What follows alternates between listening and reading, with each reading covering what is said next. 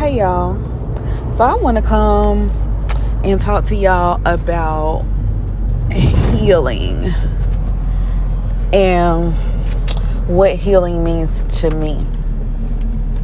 Yeah. So I have been on a journey of unlearning and relearning pretty much everything that makes me who I am. So I'm like constantly in a state of feeling like, am I doing enough? And am I being true to myself? I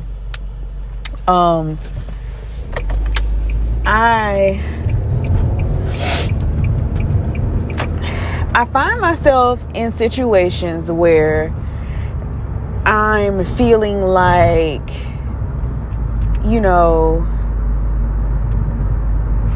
I already went through this, or I thought that I had resolved this, or why does this bother me so much? Like, I've gotten to the place where this shouldn't bother me. But I just want to remind you of the fact that we go through life in cycles. And, a cycle is a circle, which means that, there is a beginning point, and at some point you're going to come back around to that same beginning point. So we're going to face the same adversity more than once, more than twice, more than 3 times. Because every lesson that we're meant to learn has layers, like an onion. And as you get older and as you grow, you expose those layers. So if we're speaking in terms of an onion, you can peel back a couple of layers and it's gonna make you cry, and then you put it away, and then you come back and you cut up that same onion. Guess what? You gonna tear up again. You're gonna tear up again, because you're going into uncharted territory, for lack of a better term. You're going into a space that you have not encountered. Although the situation may look exactly the same, it's never exactly the same. There's something slightly different. And in that slight difference lies the lesson for you, or the next portion of your growth. So I used to be a very reactive person. Very reactive. If somebody said something I didn't like, they had to know about it. If they did something that I didn't like, they had to know about it. If they just rubbed me the wrong way, I would have to let them know. And not only would I have to let them know, but I would have to let them know every single time that they did it. So I was in a constant state of chaos and frustration and anxiety. And this shit was really controlling my life, because there were certain situations where I felt like, I don't have to act this way, but it's so easy to do something that's like,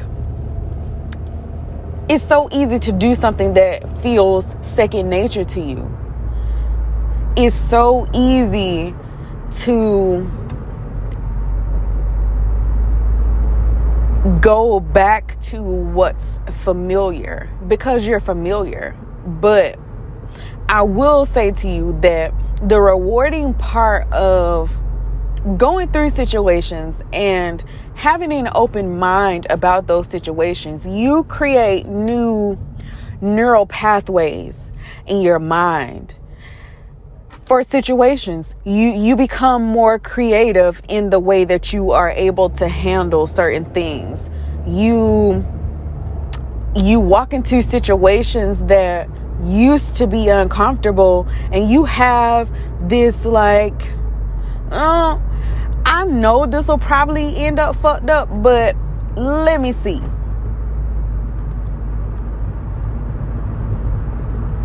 Understanding that you're gonna go through the same things over and over again. Understanding that this is a test of your accountability to yourself, your love for yourself, and your pride in yourself. When you take yourself seriously, you show other people how to take you serious. When you prioritize yourself, you show other people how to prioritize you. Everything starts with you. Everything ends with you. Nobody makes any choices or any decisions, or nobody makes your life any kind of way besides you. And that's why the healing process is so important. And it's not like what you think. It's not like what you see on TV. That's not healing. It's not like, oh, I'm going to a therapist once a week for 3 months for an hour, and I'm talking about things that get me riled up, and I'm at the point now where I can have the conversation without getting riled up by that. You're not done. You're not done. You just scraped off that surface layer. Because there was initially something in that situation that had you react the way that you did. But now that you've cut off that layer, there's an additional layer. Now you're going to be thinking, okay, I went through this situation and I didn't react the way that I would, but what made me react the way that I was reacting? That's part of the healing process too. That's peeling another layer. And that might make you cry. It's necessary. The tears are necessary. The tears that you cry is pent up trauma. It's pent up emotions. It's the lies that you told yourself. It's the negative self-talk that you told yourself. It's the things that you want to hide from everybody and not allow them to see. Those tears mean something. Those tears are directly connected with a part of you that you weren't willing to give that sort of light and attention to. And I'm here to tell you, that's the most important part of healing. Figuring out why you do what you do, and figuring out what tools you have in other parts of your life that you can bring and integrate into your being more often, so that you won't be knocked off your square when things don't go the way that you anticipated. Or if you run across a situation that you've never been in before. Something that I want to tell you, that I want you to understand, because it was something that it took me a very long time to understand. It doesn't matter how prepared you think you are for something. It doesn't matter how prepared you are for something. Just because you know what not to do in a situation does not mean that you know what to do. Just because you've healed a certain portion of yourself does not mean that that same hurt can't come back and whoop your ass. Okay? Just because you know how to react to a situation does not mean that you're going to react that way. It's not set in stone because you know what to do. Knowing is only half the battle. The other half is applying that knowledge. And that's why I say, you can know that if somebody fucked up, you shouldn't cuss them out. But that doesn't mean that you won't. Because some people need to be cussed the fuck out.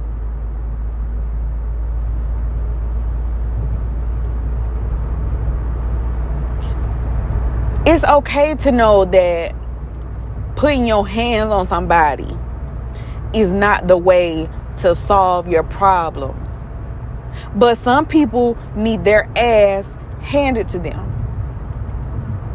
And you just might be the ninja on the job that day, you know? It just might be their lucky day to get their ass divinely whooped by you. Okay? It just might be their day. And that's okay. That's okay. Don't punish yourself for not reacting in a way that you feel like you should react in certain situations. Because let me tell you something. The fact that you can identify the behavior means more than you actively changing it in the moment. You know how hard it is to change something in the moment, especially if it's something that you've been doing, something that you know to do, something that makes you feel comfortable, something that makes you feel safe. You know how easy it is to do something that makes you feel safe?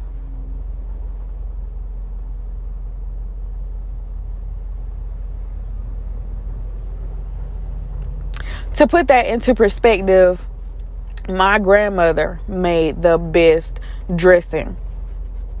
To me, you know, my grandmother made the best dressing. And I would eat so much of this dressing that it would just, I would be no good for nothing. Like my stomach would be hurting, like I didn't ate too much, all of that.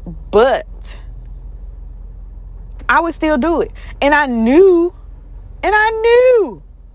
that when the holidays come around and she started making this dressing, you know, I need you to make me my own pan on the side. And I'm going to eat majority of what's in the house. And I'm not going to feel bad about it. But then when I'm getting ready to go out and do stuff at the beginning of the year, you know, and I got all this extra weight on, and I'm mad at myself because I done put on all this extra weight when in reality I didn't know how to tell myself no for the instant gratification.